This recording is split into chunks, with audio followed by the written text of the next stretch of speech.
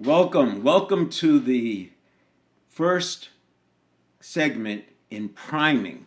Priming is a major lever in the first step. So we have the 7-step reset, which I'll get into in a moment. And you may have seen some of these videos before if you've been watching. I go live every day. So if you've seen it, you know the 7-step reset, but I'll cover it again.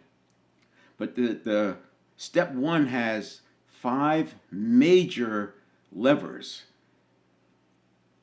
They're more like nodes within that step. Beliefs, neuroplasticity, command of that, being able to impact your habits based on your desire, design, life design, etc. Priming, which is massive. Neuroplasticity is massive. Beliefs are massive. And then you have mindset, massive. You know, the growth or fixed, but it's not just having a growth or fixed mindset. It's being able to get back to a growth mindset very quickly. First of all, noticing when you slipped into a fixed mindset and then getting back to a growth mindset and doing so in seconds, not minutes, not hours. And then the physiology. And I can say each one is massive because it dictates your future from that point forward. And I can't say one is more important than the other because each one of them can influence the other node. So without the neuroplasticity, you're going to have trouble priming yourself because you won't have the habits. Without the priming, you'll keep falling into old traps and mental heuristics that keep you from using the neuroplasticity. Without a mindset, you won't believe that any of this is possible. And I'm going to start there because virtually, I would say more than 90% of the people I speak to, other than neuroscientists, and this includes, I hate to say it, but the coaches, consultants, therapists, counselors, and I'd love to hear from you if you take exception to what I'm saying, and I'll put that in the chat so you can join me here on stage. I'd love to have this conversation with you.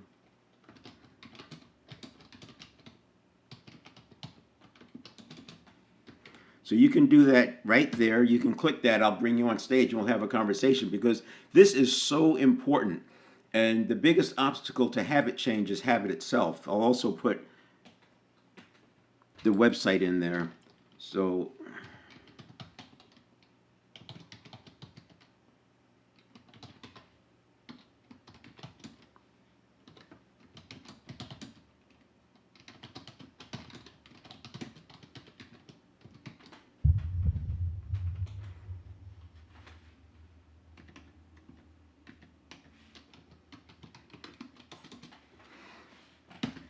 So in the chat, you have the URL so that you can join me on stage.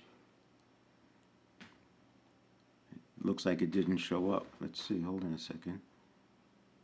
Let me try that again.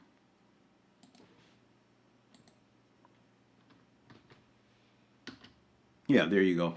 The URL to join me on stage, and you have the URL for the landing page where I govern the live program. So 7stepreset.com/live, and that's where you see old or past versions. You see the next upcoming version. For example, I'll post there.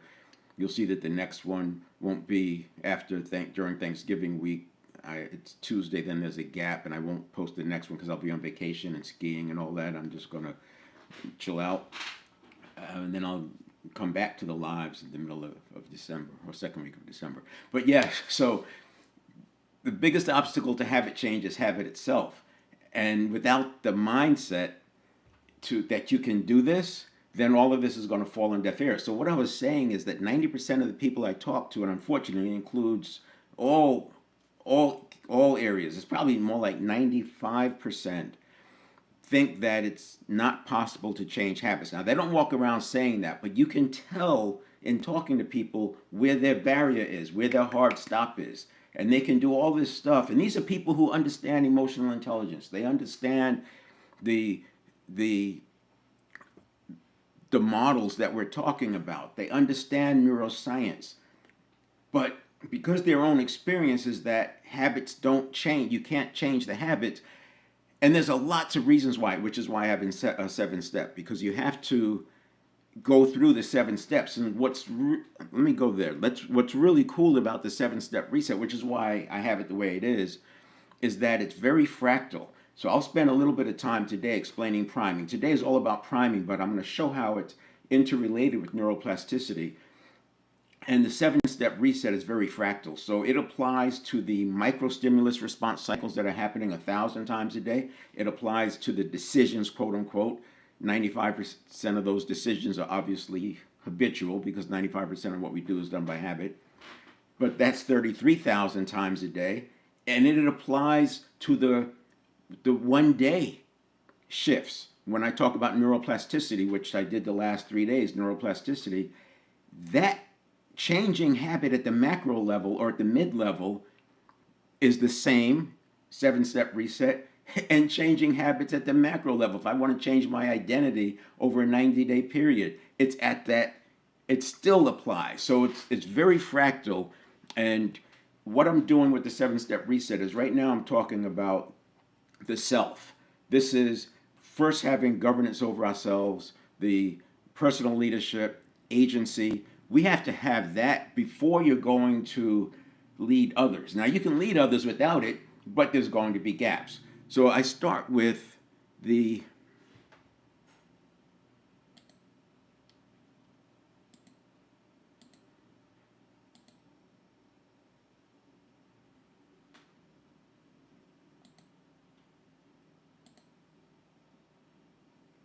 okay.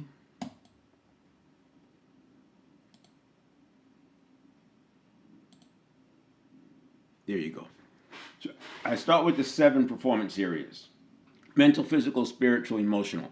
These are in our control. So I've run laps with the client around these 4 levers. And it's the first 3 are easy. People understand that. Yes, it's in my control. When I get to the middle one, emotional, there are many, many references a person will have where they were hijacked. They were emotionally hijacked.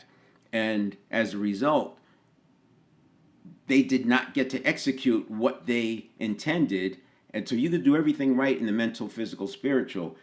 But if people can push your buttons and get a different kind of reaction from you because of the emotion, then we're still not in full agency when it comes to the right side. So the model is that we gain control, agency, personal leadership, in the first 4, sets the identity. And then we can go for the relationship, professional, and financial. So I say that's the quest, the goal, the purpose, the vision, whatever it is. We want to start here, not here. Too many times people start here, right? The vision, they know how much money they want to make, and then they kind of back into it, and it breaks down. When you start over here and you get the identity right, this unfolds naturally. And especially now in the time when things are changing so quickly, and you want to be able to maintain a principle-based approach, because if you stay with principles, the world conforms around you, because the world is always going to come back to the principles. And by basing your decision making on principles, which is what I talk about for the right side, you're not going to be long out of sync before the world conforms back to you.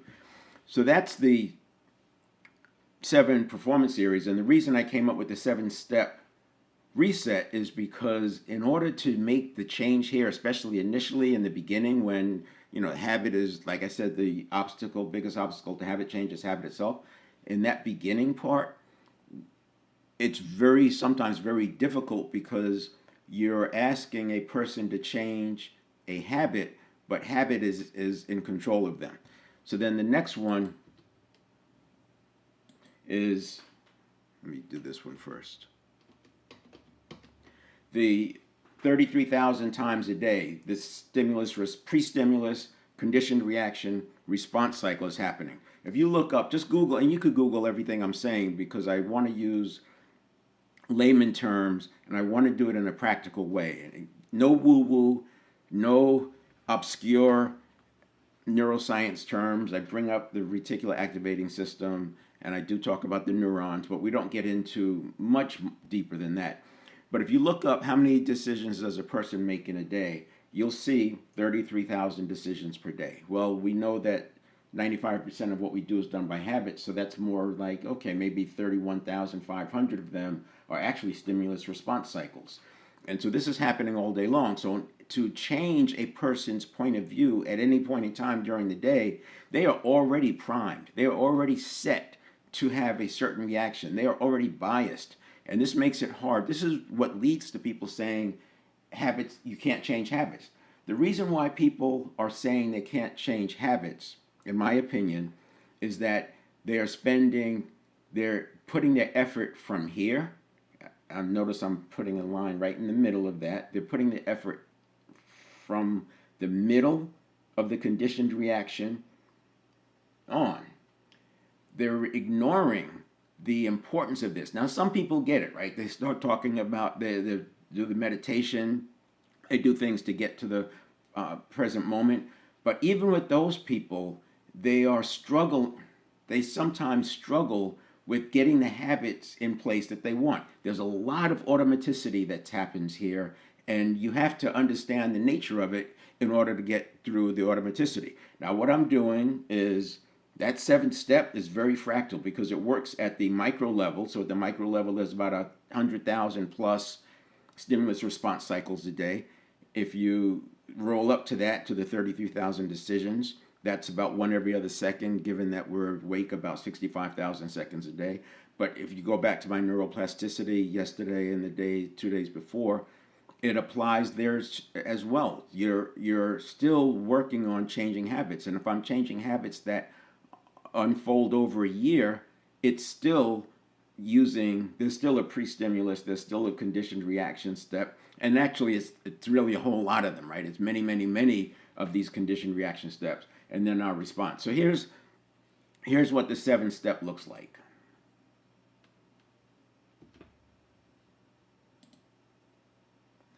The 7-step reset is you start with step 1, and I mentioned that there's beliefs, neuroplasticity, priming, mindset, and physiology.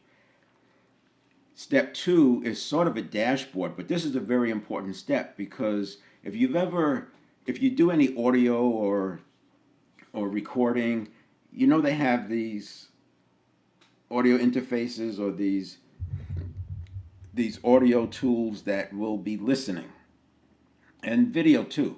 So when you click record, it picks up the first 2 seconds, the previous 2 seconds, and includes that. So it's like always listening, which is pretty cool. You hit record, and that way you don't get clipped. You're not coming into the person mid-sentence because it already has the prior to. That's really step 2. Step 2 is the listening because it knows, I say it knows, yeah, because there's another stimulus coming. If we're awake 65,000 seconds a day, we make 33,000 decisions a day. That's a new stimulus response cycle every other second. Another one is coming. And so the step 2 is sort of the listening, but it's looking at what's my state? What's my mental state, my physical state, my emotional state? What does my physiology say? What is my self-image? And you can gauge your self-image if you want to look at sort of a real dashboard. You can look at your self-talk. If your self-talk is degrading and reminding you of your mistakes, etc., and I'll talk about how you get from there back to where you want to be, powerful present moment. But if you know your state is, your self-image is lower than where it needs to be, it's worth it to get out, take a walk, maybe do some box breathing. If you don't have the time for a walk, you want to change something. There's other things you can do, which we'll talk about. Essentially, what it comes down to is like 1-minute moments, where the same thing that happens with meditation, where you put space between the conscious and the network of neurons, aka subconscious chatter. The 1-minute moments put space, and that space with some other tools allows you to get back to the powerful present moment quickly. You don't have to wait for hours. And the example would be if something happens and a person gets triggered. For some people, it might be if they speed a lot, the police car lights light up, and they get this rush, or maybe they see a police car on the side, they get this rush of cortisol preparing for the adrenaline, and then that if it's intense enough, if they're going fast enough and the police car looks like it's going to come out, that turns into a neurobiological event. It's fight or flight. And the system is not structured. It's not a mind. The subconscious is not a mind at all. It's a network of neurons. So it's flooding the system with the adrenaline ready to fight a tiger. And this is why some traffic stops go bad. But you get the point. So that's step two. We'll get into that. I'll be into step two next week, perhaps, or when I get back from vacation, and we'll unpack that. But step two is really important. And I'll talk about priming today, but step two is really the priming for this whole thing. Now, what I was going to say earlier is that we have to master this process with ourselves first. So where I'm going with these daily events right now, I'm in the self. I'm in the personal leadership, having agency over self, commanding our own present moments so that we have the automaticity working for us. Then I'll slip into the guidance step, the leading others. Think of that as one-to-one. And I could argue that the spans of control that work, 6 to 8 people being ideal, is because leadership, while you're leading a group, a lot of the leadership happens when you look at building high performance teams as one-to-one. If you think about a coach of a sports team, they're leading the sports team on the field, and in practice they're looking at the group, but there's a lot of one-to-one conversation. So leading has a big one-to-one component, and that's really at play here, because by the time the stimulus reaction happens, it's too late. You're no longer leading, you're fixing.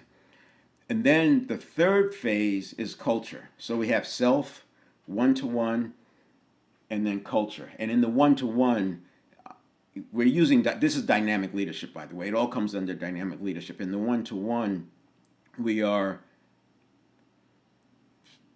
giving guidance, but this is where we're moving across this continuum between command and control and servant leadership.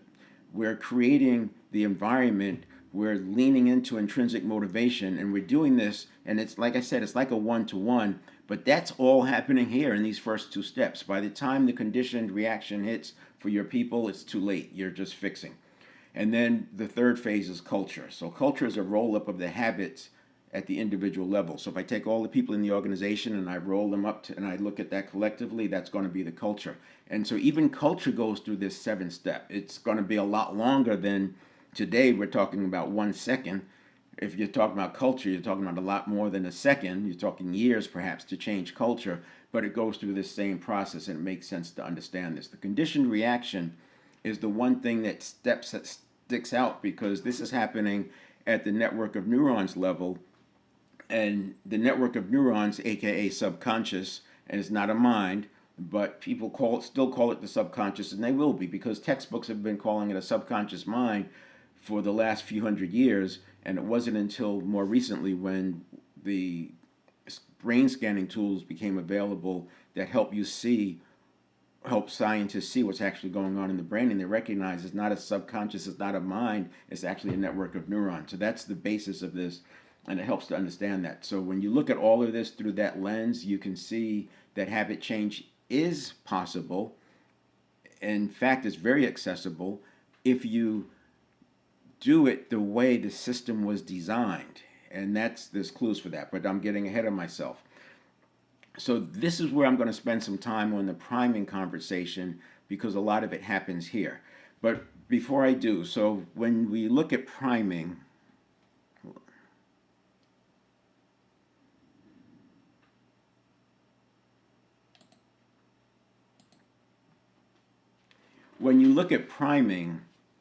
and people know the term, but what they don't realize is how ubiquitous it is and how impactful it is. If you're leading others, if you're working with people, with changing people, helping people make changes in their lives, I really recommend reading the book Before You Know It by John Bargh, and that's Bargh. John Bargh, Before You Know It. This guy has been studying, and he calls it the subconscious, and I think in the past you had to call it a subconscious or subconscious mind. or the book is not going to be published by a major publisher because it's been called the subconscious mind for 300 years, 400 years. That one book is not going to change that. That's just my point of view, and how so many great books stop short of not calling it a subconscious mind. They stop short of making it the network of neurons. But your neuroscientists clearly know that it's a network of neurons, and even they call it a subconscious because it's sort of like, in my mind, Galileo and Copernicus looking at the Earth is actually revolving around the sun, whereas everything in society was saying astronomy is the study of how the sun revolves around the Earth. So it feels like that to me. Now, priming, there are a few examples that make you go, wait a minute, this is big. One of them is I think is the study where they put these 70-year-old people in an environment for 5 days, and everything in that environment was from 20 years earlier when they were 50 something. And everything, magazines, the furniture, the way the TV looked, everything was from 20 years earlier. And this is not in John Borges' book, I don't think. This is in others. And within a week, their biomarkers changed. They were more flexible. Their gait was longer and more brisk. Their the cognitive processing improved just by being in the environment. So the environment primed them. There's a lot of these studies, but I think most people have heard the blue-eyed, brown-eyed study. This was back in the 50s, where the teachers were told that blue-eyed kids are smarter than brown-eyed kids, and those blue-eyed kids did better in class. And then researchers did some others. All of them had higher grades. This was a very disturbing study, right? And then what they did was they went back and they took they used double blind and groups and large enough samples, etc. And then they had others where they had the kids in certain places in the classroom, and they were told the same thing. Some are smarter, and they showed this that just telling the teacher that changed the grades of the students. Very disturbing, and it makes you think twice in terms of the role that teachers and coaches play with the children. Another one. This is the one that there's two of them that got my attention and made me start looking at the network of neurons as much, much bigger than it was. The first one was the Asian American girl study. So you probably have seen the research that has said that people who are primed with their ethnicity sometimes do worse on standardized testing, and then others who are primed on their gender do better or worse. So these researchers got creative and said, this is interesting.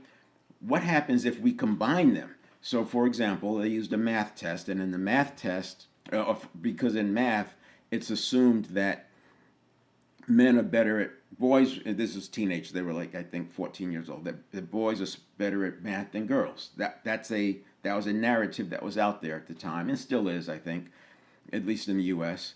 And then there's another narrative that Asians are better at math than non-Asians. And don't come at me. I'm just paraphrasing what the study said. John Borges, and this is in John Borges' book, Before You Know It. So then they said, well, what happens if they validated it, right? One and then the other, and it showed what they expected. The scores were better when they were primed for the gender or the ethnicity, depending on who was, thought to be good at math. And then they said, what happens if we combine them? So they put them both on there. And what was interesting is whichever one they put first is the one that dominated. So for the Asian American girls, they thought that this would break the system, right? What's going to happen? Because these Asian American girls, they're girls, so they're thought to be less at math than the boys, but they're Asian, so they're thought to be better at math than Americans. And what they found was that it depended on which one they put first. So when they put gender first, their math scores went down. When they put ethnicity first, their math scores went up. Fascinating. And that that was like, whoa, because at the time I was studying cognitive biases and how these impact our personal development efforts and how they impact leading others. And when I read that, it kind of changed things because I recognized intuitively, but it turns out it's true, that I thought priming was more important than cognitive biases. And it's not that it's more important, it's that it's coming before. And that's why I went through that part of the conversation where I was saying that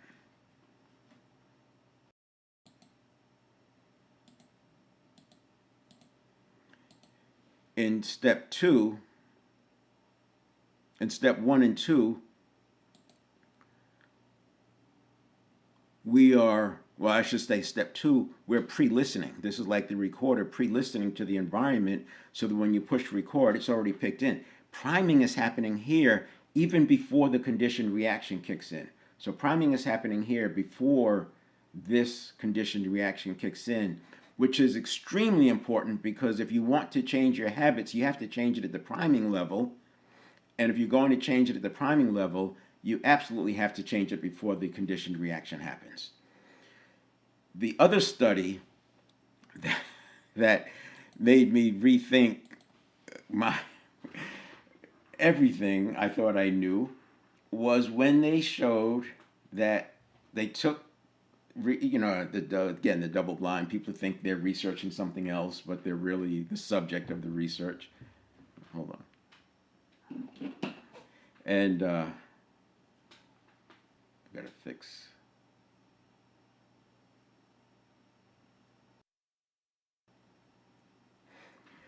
They had these subjects walking around doing grading and things like that, and they were looking at whatever and having interactions. And what they found is if the person was holding a cup of warm liquid, their responses were more compassionate than they were if they were holding a glass or cup of cold liquid, right?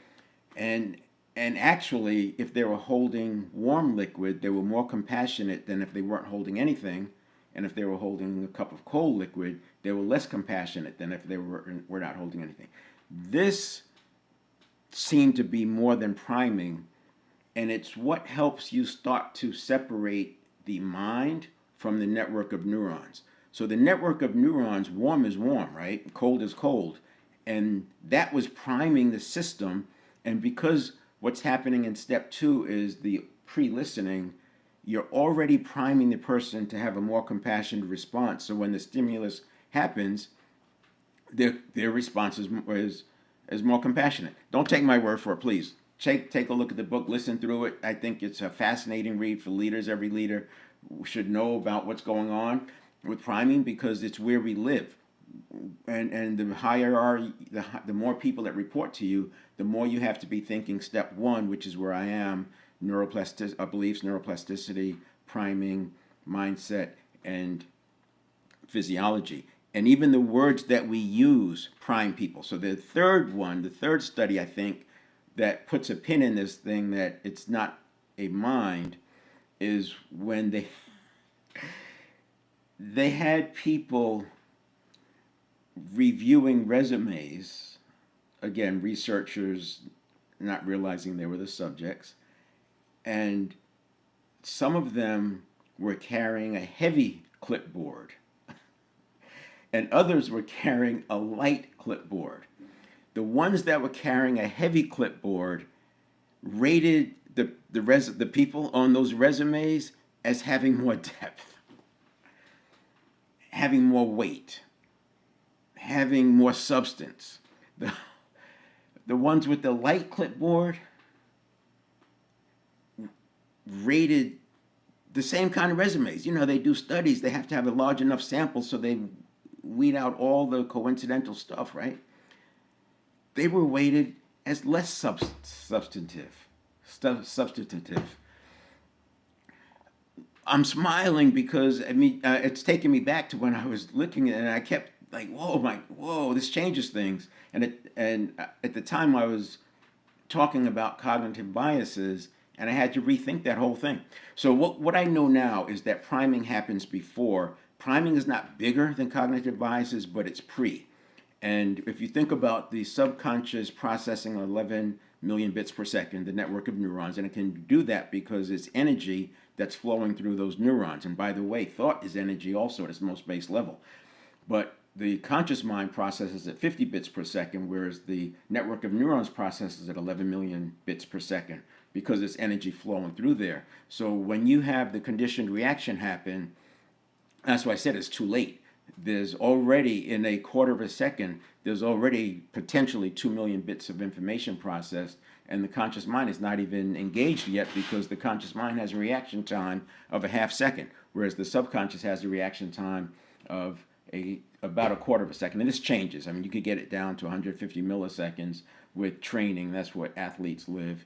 And it can go higher if you're distracted. This is why they say a person talking on a cell phone, even if it's hands-free, they sometimes have the same reaction time of a person who's alcohol impaired.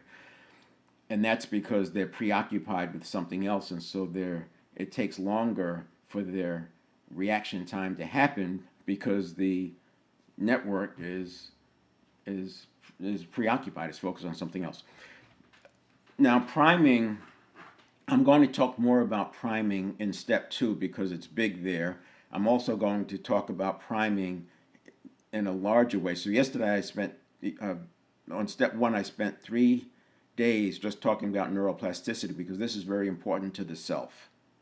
When I get into the one-to-one and leading others and guidance, priming is much more important. So is step 1, but priming is very important because every moment the leader is creating an environment, whether we're talking about the 33,000 decisions a day or the big shifts that are happening over a year's time, a leader is always setting that environment. That's why you have to look at it very as a fractal system. Now, I don't want to get into too much of the prior discussions because I can go down the rabbit holes. But what I want to do is look at this one because this encapsulates a lot of it. So I have been talking about the comfort zone, and you can go back and look at the prior videos. They're on that website, 7stepreset.com/live. Persons in their comfort zone, and I am talking about anxiety in this series, I know, but I go off into the transformation, and they both are very, very similar because it's both a process of neurons firing and wiring together in such a way and creating emotion or creating outcomes, and there's a lot of similarities and factors. But in anxiety, of course, we drop down, and then to get back up, it's similar to how it is to break out of the comfort zone and go back up.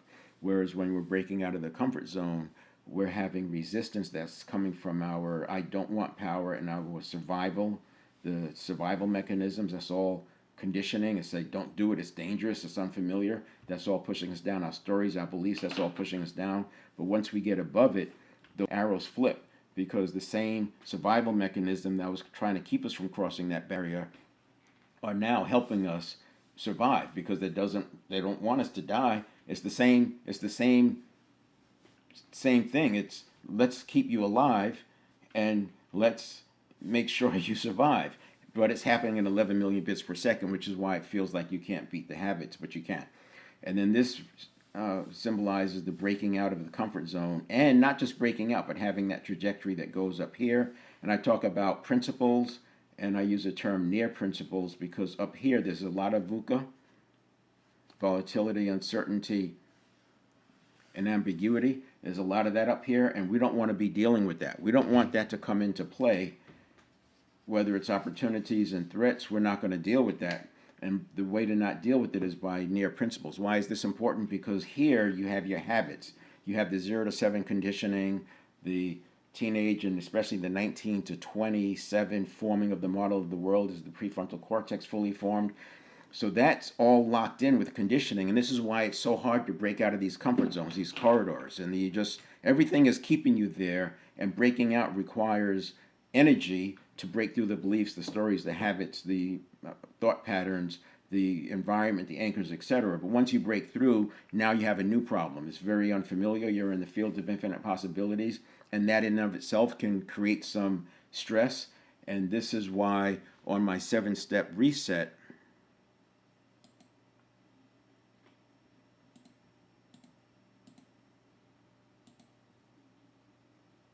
on the 7-step reset, we take a look at this and the importance of this steps 1 and 2 to make sure that we get ahead of it and we're priming ourselves. Now, there's something that happens in this process. We already said that there's 33,000 decisions or daily stimulus response cycles. When you do this work and you are priming in such a way that it changes what happens in your conditioned reaction. So there's 2 big levers. One is we're going to shift from a fear bias or threat bias of the conditioned reaction to a neutral bias of the conditioned reaction. So what does that mean? If you go back 10,000 years, as the human is in a hunter-gatherer environment, and some things say the brain is 200 to 300,000 years old, you can see why in a hunter-gatherer environment we were biased towards making sure that we were safe and that we were looking for the tiger on the Serengeti, proverbially speaking. So, but then when you take that same framing, and by the way, if you take 10,000 years of the human existence, and it's more than that, but 10,000 years of human existence, 9,500 of those was as a hunter-gatherer. So from an evolutionary standpoint, what we've experienced as humans in the last 500 years, and remember, cars were not really used as a mode of transportation until like 125, 150 years ago, and certainly computers and technology, there weren't even computers in the homes 50 years ago, and the computers that were in existence were huge to do what the phone in your pocket does. What we grew up with from 0 to 7, or what was conditioned, is very different than what we have now. So that's why I call it a reset, because we have to reset it. So step 1 is or part of that is we take the fear bias out of it. The second thing that we do is we condition in the pause. Now, that pause between conditioned reaction and response is there for a few reasons. One, we don't want the response to equal the reaction. By definition, those reactions are typically survival reactions because the subconscious or the network of neurons wants to survive. So if it's a survival reaction, it's coming with that kind of life or death energy. And it's easy for the response to equal the reaction, again, because the network of neurons is processing at 11 million bits per second, whereas the conscious mind processes at 50 bits per second. So it's outgunned. And if it's a big threat, this is where you get the videos of the people getting triggered, and it just scales up, and you're like, how could they be saying that? That's so irrational. It makes no sense. Well, it makes sense from the network of neurons, because when they're being triggered, it's not that different from a phobia. And if a person watches a person who's afraid of spiders or snakes interacting with a fake spider or snake, it's not rational, but they're still going through the things. The palms are sweaty, right? And that is what's going on with triggering. So we have to have that pause, and we condition in the pause. And the second thing we do is condition in a check-in. So the response is the response, but it's not the external response yet. It's the internal response. The reaction is internal, the response is internal, and while it's still internal, before I let it become action, which is step 6, I do a check-in and say, am I being emotionally triggered? And if so, then what we need to do is step 5, which is emotional modulation, letting the emotion flow through. It takes 0 to 90 seconds for that to happen. If you don't let the emotion flow through, energy and motion, then it turns into a biological event. It gets lodged in the network of neurons, and it's now part of the associations. And so when we're getting triggered in here, we're pulling in emotions from the past. So there is a process in this transformation work. And if you're working on anxiety, by the way, none of this is mental health. It's just the process that we're going to use to deal with the daily VUCA. But you can process out many of those past emotions, so they're not that razor edge kind of like triggering thing, right? I was talking about buttons. If you have buttons that people are pushing, it's worthwhile to go through and modulate each of those emotions one by one. Just keep modulating through it, because you neutralize it. Once you process it, it lets it move through. You don't want them lodged in your network of neurons. The emotion is a signal. It's there to tell you something. You learn from it. I say locate it, label it with a name, and there's Dr. Rosenberg in a book, 90 Seconds to a Life You Love. She talks about there's 8 emotions that encompass all of the uncomfortable emotions, and uncomfortable emotions are the emotions that are associated with anxiety. And those 8 are sadness, shame, vulnerability, embarrassment, frustration, anger, helplessness, and disappointment. So if you just think about those 8, what we're going to do about that particular feeling is different. It's different if it's anger versus helplessness. It's different if it's embarrassment versus disappointment. It's different if it's helplessness versus frustration. Maybe those are more similar, but let's say helplessness versus shame. Those are all different. You're going to have a different action, a different response. So that's part of the modulation process. You let the emotion pass through, and the reason I went on that little tangent was because my model is to locate it. Where is it in my system? And that's allowing you to get some space. Now you're bringing the conscious mind in, so you're not in that reaction mode. The conscious mind is now engaged, and when the conscious mind is engaged, it's more the you. I talk about the you versus the network of neurons, but most people are living their lives 95% by habit, so the you is only in charge 5% of the day, which is why we just keep having more yesterdays for our tomorrows.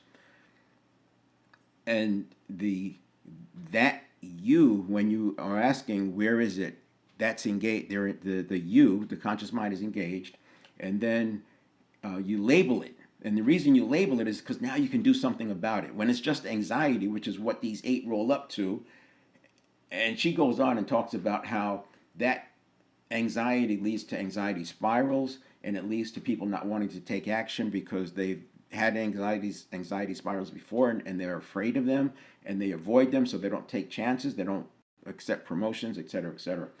And then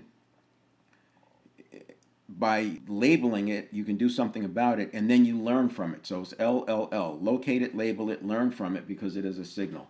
And then you can take your action, do it, delay it, discard it, or delegate it or discard it. And then step 7 is coming back to, and that was the point I was making on this slide.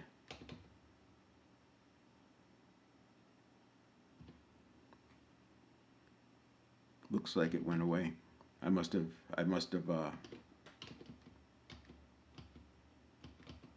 closed it out. But that was the slide I was talking about with the multiple, stimulus response cycles, right? We come back to the response, and then we have to get back. We're priming ourselves to the next one. That's the topic of today, is priming. When I was talking about neuroplasticity yesterday,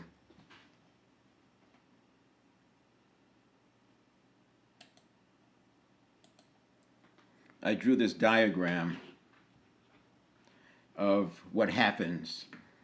I already mentioned that the conscious mind has a reaction time of a half second. So this line over here is a half second. The network of neurons has a reaction time of a quarter of a second. That's your 250 milliseconds. So the stimulus is sort of like in the 250 milliseconds, and the reaction is in the 250 milliseconds. So this would be when the stimulus hits. And remember, I said that there's sort of a pre-listening period. That pre-listening period is out here. This is the step 2. This is the priming. This is where priming is happening. So cognitive biases, that's a mental heuristic. It's a shortcut that the brain uses to not have to repeat stuff, because the brain is efficient. And the cognitive biases like confirmation bias, planning fallacy, overconfidence bias, etc., recency bias, all of that comes into play, but the priming happens before that. And then once the subconscious reaction, or the network of neurons, that quarter of a second goes away, you have, as I said, positivity. This is a 6-week process to train. You can do this on your own, 3 times a day, 3 repetitions per set. So you have 3 sets per day, 3 repetitions per set. The whole set takes 90 seconds, because what you're going to do is let negative things come up, And as they come up, you're going to immediately look for the greater positive context. I use the example, if you get a flat tire, that's a negative feeling. You're late for a meeting, and it goes on and on and on. But as soon as it comes up, as soon as the flat comes up and you feel that emotion, you flip to what's the greater positive context. The greater positive context is I have a car, right? The flat couldn't exist if you didn't have a car. But this is not knowledge. This is training. The same way you would train a dog to sit, you have to repeat it over and over and over. So 3 times a day, 3 reps, you're going to do that. But each time you do it with a different negative feeling. And so this is also a way of processing your emotions. It's not the way to process emotions, but it's going to help. And you do that 3 times a day. I did it with meals, and so I would remember. And another example, you get yelled at by something happens. You have a bad thing happen at work, right? Some meeting didn't go right. But the greater positive context is you have a job. And this is not about PMA. It's not about reframing. It's training the subconscious to immediately look for, is there a greater positive context to this thing, yes or no? If yes, it goes on and looks for other things. This stops it from looking for the negative or looking for the threat by doing this positivity. It takes about 6 weeks. You'll see results in 1 week. But the reason I have people go for 6 weeks is because I need to get deeper into it, because we don't want to have buttons and with bright signs on them. Push here if you want to be entertained, right? We don't want that. Then the next part of it is the associations and then the handoff. What we're talking about today is priming is actually happening in here. So without this conversation, and if you take all the literature that you've read, it would be very easy to believe that this reaction time was just a lag. It was simply a lag. But there's something going on in here. If you ever watch those videos of cats, when you put a cucumber there and they see the cucumber and they jump, or a snake, they jump, cats have a reaction time of about 50 to 80 milliseconds. So theirs is like 1/3 of ours. This is the big point to get here. This priming already started before the stimulus shows up. It's already there. So by the time the stimulus shows up, we're already set. This is why the positivity exercise is so important, because the positivity exercise actually is coming into play here. This is why when clients do this work, they experience less need for emotional modulation, less triggering. I will tell you that I am not seeing 33,000 stimulus response cycles a day. I am not seeing, they tell us there's like almost 10,000 we're exposed to 10,000 ad headlines a day. I don't see them. And the reason I don't see them is not because I'm some special person, it's because I am primed so that my internal priming is stronger and more meaningful than the external. Everyone has the ability to do that. In fact, that's the way it was when we were kids. But the prefrontal cortex, forming from age 19 to 27, locks in this model of the world, because in that prefrontal cortex is the 20 billion neurons. So it essentially locks in the conditioning. And that's why in the 20s, all you had to do was show up and you got better. In the teens, you just show up, take a sport, music, whatever it was. You did do some practice, but just show up and you got better. Now, after 30, the way I look at it is that showing up, getting better doesn't work. And people start falling off. They start giving up. They stop trying. And next thing you know, they're living 95% of their lives by habit. And then by the 40s, they're like, man, this is really hard. And then by 50s, they just succumb and resign themselves to the fact that this is all there is. And it's very difficult for a person to even knock on that door. And it's like if you go to the circus, sometimes you'll see the elephant tied up with a small rope around their foot, and this elephant could walk through a building if it wanted to. It could lift up a car, but there's a small rope, and they'll move their foot and they feel that rope and they stop. What's going on? Well, if you go look at the baby elephant, there's a chain and a stake. So they've conditioned the baby elephant with the chain and the stake that they can't pull this thing out. So all you have to do is tie a rope around their foot and they don't move. And this is what I say happens to us by the time we're 50.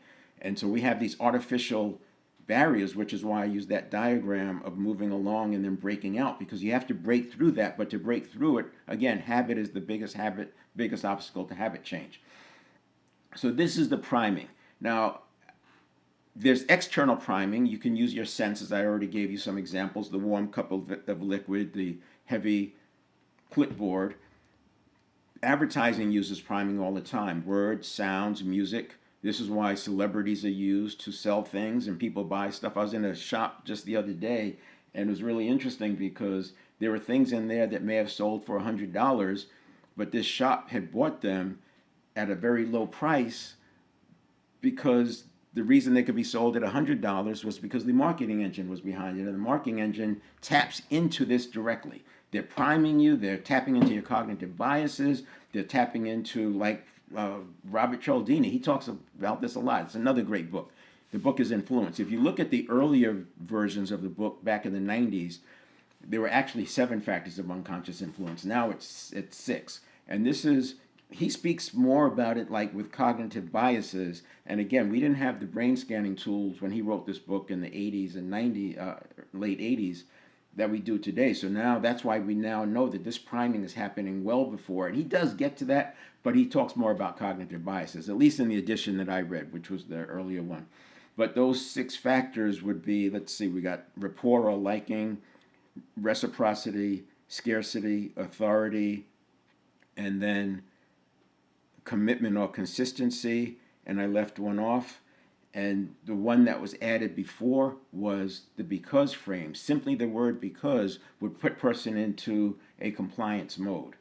And that is another great book. When you read that one and the Before You Know It by John Barge, you see how powerful this is and why we need to have a handle on it. As a salesperson, is when I read that book, I was in sales more directly, sales management, and later, as I look at it with sales operations, I was using it for the setting up your reward system, and compensation. Now, I see that as leaders in setting culture, it's all about the priming. Leaders' role is priming. And I can go on. We'll talk about that when we get there, but I look at leaders in 2 different camps. There are those leaders who are really big managers, right? They have a board that's so strong, and the board is dictating what they do. And while they may have freedom of action in the 6-month time frame, they're actually doing someone else's bidding or some other entity's bidding. I'm not saying they're not leading, but that's different than that person, that business owner who does not have that board, or the board is their people and the board is subordinate to them. That's a different model. And this person knows what it feels like to look into the abyss with no backstop.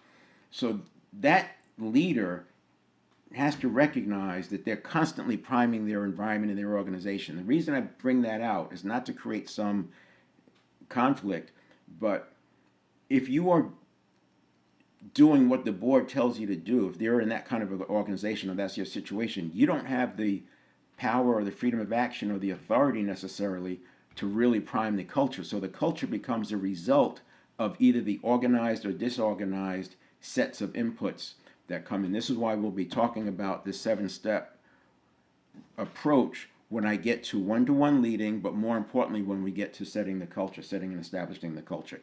I have this thing up here that says calm. Neuroplasticity, I wrote that because I was talking about neuroplasticity. Neuroplasticity requires calm in order to have it happen. And this is why when we're talking about priming,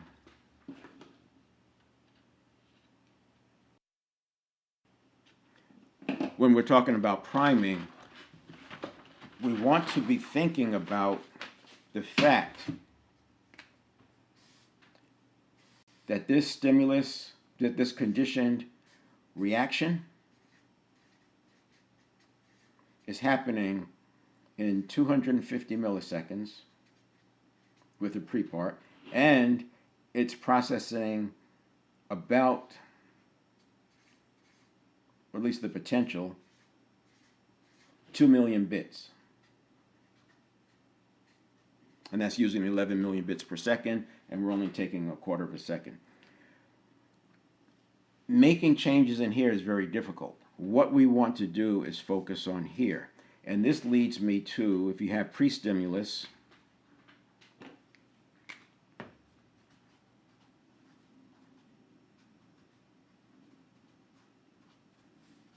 if you are a leader, your steps 1 and 2 are this big, and steps 3 we can't control, right? 3 is stimulus. We don't know what stimulus is going to happen. But steps 1 and 2 are huge, and then steps 4 to 7, that's a small set. And I could say that 7 is out here because this is a return to the powerful present moment, to an allostasis state, to agency and personal leadership. So I could say that 7 is big, but the leader, if they're spending their time chasing things in the 3, 4, 5, 6 area, they're missing the boat. We need to get earlier than that.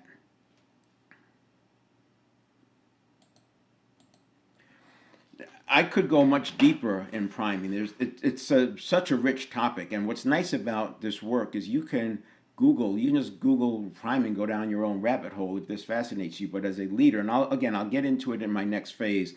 That won't be happening probably until January when I start talking about the 7-step in the context of leadership, which is the guidance part. But it's not just guidance; it's the command and control, right? The holding accountable, as well as the coaching for the best version of themselves. Very much like a sports team does. The sports team, that coach is moving between command and control and servant leadership all the time, and there's a definite accountability set and consequences for accountability. It's called sitting on the bench or being kicked off the team, and there's also reward when things go well. And that's where we want to be as leaders, understanding that we're creating this environment, and that culture is what's really happening in this conditioned response step, more so than what we think we're doing. And the more freedom of action you have as a leader, the more you can influence this high performance model, and you can do it in months, not years, if you have enough freedom of action and can make the changes in the environment. And the reason why the environment changes faster is because either people adjust and adopt, or they move into other positions or into other opportunities. And so that helps the thing move. And you're also conditioning. Remember, we're constantly conditioning. It's very fractal. So the same way this model I used happens at the micro level, it happens at the upper levels. So I'm going to wrap it up there. If you go to 7stepreset.com/live, you'll see the next time I'm on, which is going to be Monday at 8 a.m. Pacific time, and I'll be talking about mindset, and I'll bring priming in as some review just to keep the continuity going, because as I said, any one of these can impact the others. And I would say, I want to say that neuroplasticity and priming are the big ones, but I can't, because physiology is a big one, and beliefs are a big one, and mindset is a big one. And if I had to pick one that was less than the others, which I can't really do, but it would be mindset, only because it's smaller and it can shift, and it has less tentacles. That's probably the reason. It has less ways of getting there, but that said, any one of the other 4 could put somebody into a fixed mindset. If you have any questions, comments, you want to join me on the stage on Monday, there's the link. That link is always going to work. I got Restream to keep it the same.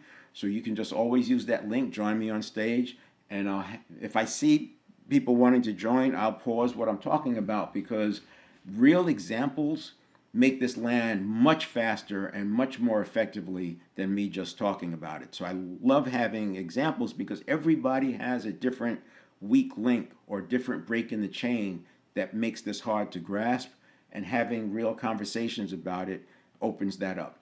That's it. I'll see you on Monday.